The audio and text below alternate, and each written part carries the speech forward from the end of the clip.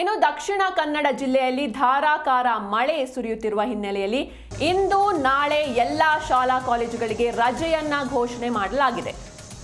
ಇನ್ನು ದಕ್ಷಿಣ ಕನ್ನಡ ಜಿಲ್ಲೆಯಲ್ಲಿ ಧಾರಾಕಾರವಾಗಿ ಮುಂಗಾರು ಮಳೆ ಸುರಿತಾ ಇರುವಂತಹ ಹಿನ್ನೆಲೆಯಲ್ಲಿ ನಿನ್ನೆ ಕೂಡ ಶಾಲಾ ಕಾಲೇಜುಗಳಿಗೆ ರಜೆಯನ್ನ ಘೋಷಣೆ ಮಾಡಲಾಗಿತ್ತು. ಇನ್ನು ಇಂದು ನಾಳೆ ಎಲ್ಲ ಶಾಲಾ ಕಾಲೇಜುಗಳಿಗೆ ರಜೆಯನ್ನ ಘೋಷಿಸಲಾಗಿದೆ. ದಕ್ಷಿಣ ಕನ್ನಡ ಜಿಲ್ಲಾಧಿಕಾರಿ ಮುಲೈ ಮುಗಿಲನ್ ಆದೇಶವನ್ನ ಹೊರಡಿಸಿದ್ದಾರೆ. ಇಂದು ಹಾಗೂ ನಾಳೆ ಎಲ್ಲ ಶಾಲಾ ಕಾಲೇಜುಗಳಿಗೆ ರಜೆಯನ್ನ ದಕ್ಷಿಣ ಕನ್ನಡ ಜಿಲ್ಲಾಧಿಕಾರಿ ಘೋಷಿಸಿದ್ದಾರೆ. ಅಂಗನವಾಡಿ ಶಾಲೆಗಳು ಹಾಗೂ PU ಕಾಲೇಜುಗಳಿಗೆ ದಕ್ಷಿಣ ಕನ್ನಡ ಜಿಲ್ಲೆಯಾದ್ಯಂತ ರಜೆಯನ್ನ ಘೋಷಣೆ ಮಾಡಲಾಗಿದೆ.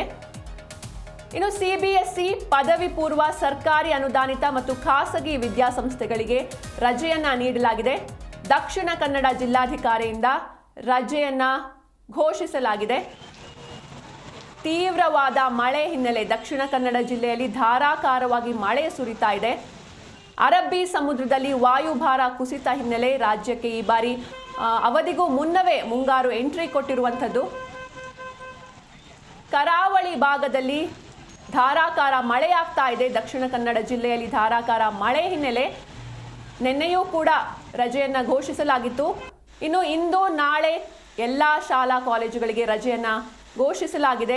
ದೃಶ್ಯದಲ್ಲಿ ನೀವು ಗಮನಿಸ್ತಾ ಇರ್ಬೋದು, ರಾಜ್ಯದಲ್ಲಿ ವರುಣನ ಆರ್ಭಟ ಜೋರಾಗಿ ನಡೀತಾ ಇದೆ. ಮಳೆ ತೀವ್ರವಾದ ಅವಾಂತರವನ್ನು ಕೂಡ ಸೃಷ್ಟಿ ಮಾಡ್ತಾ ಇದೆ.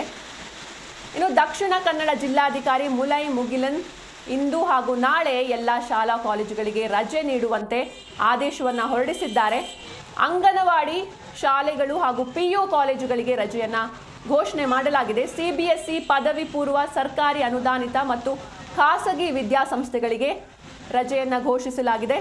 ದಕ್ಷಿಣ ಕನ್ನಡ ಜಿಲ್ಲಾಧಿಕಾರಿಯಿಂದ ರಜೆಯನ್ನ ಘೋಷಿಸಲಾಗಿದೆ.